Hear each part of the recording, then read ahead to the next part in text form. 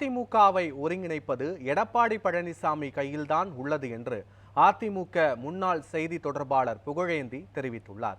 சென்னையில் செய்தியாளர்களிடம் அவர் பேசியவற்றை super bytes பகுதியில் காண்போம். எல்லாரும் ஒத்துழைக்கணும். அது எடப்பாடி பழனிசாமி ஆகட்டும், அது திருமதி சசிகலா என்கின்ற சின்னம்மாகட்டும், எல்லோரும் ஒத்துழைத்து ஒருங்கிணைந்து போக வேண்டும் என்கின்ற இடம் ஏற்கனவே மிஸ்டர் பன்னீர்செல்வம் ஓபிஎஸ் என்ன ரெடின்னு சொல்லிட்டார் வர்றதுக்கு. ஆகவே ஒத்துழைத்தால் முடிஞ்சிடும். அது ஒரு நாள் வேலை தான். ஆனால் அதுக்குரிய வேலையில் நாங்கள் இறங்குவோம். மீண்டும் அனைத்து இந்திய அண்ணா திராவிட முன்னேற்றக் கழகம் தொண்டர்கள் கனவின்படி, மக்களினுடைய அறிவுரையின்படி ஒரு மாபெரும் இடத்தை உள்ளாட்சி தேர்தலிலே பிடிக்க காரணமாக அமைவோம்.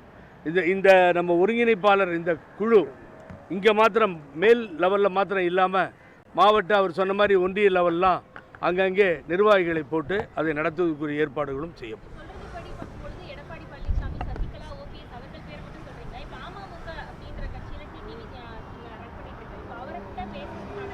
அவர் அமமுக கட்சி நீங்கள் சொன்னீங்கல்ல, அவர் அந்த கட்சியை விட்டு இங்கே வரணும். அது வந்தால் வெல்கம், நம்ம ஒன்றும் அப்ஜெக்ஷன் சொல்லலையா, வந்தால் வெல்கம். அவருடைய கட்சியை கழிச்சிட்டு ஏடிஎம்கேக்கு வர்றாருன்னா வரட்டும். என்ன வாட் இஸ் த ராங்? தப்பு ஒன்றும் கிடையாது. எல்லாரும் இணையணுன்னு தானே சொல்கிறோம்.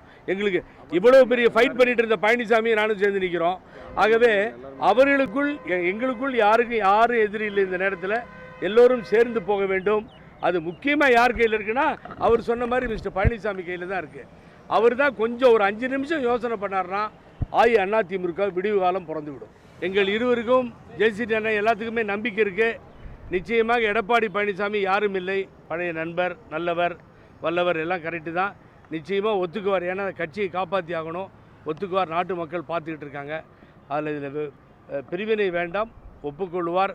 எனக்கு என்னென்னா, திரும்பி அழுத்தமாக சொல்கிறேன், நான் கவலைப்படுறதில்லை. ஒப்புக்கொள்ளவில்லை, பிரிந்து சிதறி இருக்குமே. ஆனால் தொடர்ந்து தேசிய கட்சி உள்ளே வந்துவிடும். ரொம்ப ஜாக்கிரதையாக இருங்க. அதுக்காக தான் சொல்லிகிட்டு இருக்கோம். திராவிட ஐடியாலஜி கொண்ட திராவிட கட்சிகள் தான் தொடர்ந்து தமிழகத்தை ஆள வேண்டும் என்ற ஒரே கொள்கையோடு நின்று கொண்டு இதை சொல்லிக் கொண்டிருக்கிறோம். இதை சாதாரணமாக நினைக்க வேண்டாம், சீரியஸாக எடுத்துக்கோங்க. இதில் வெற்றி அடைவோம்.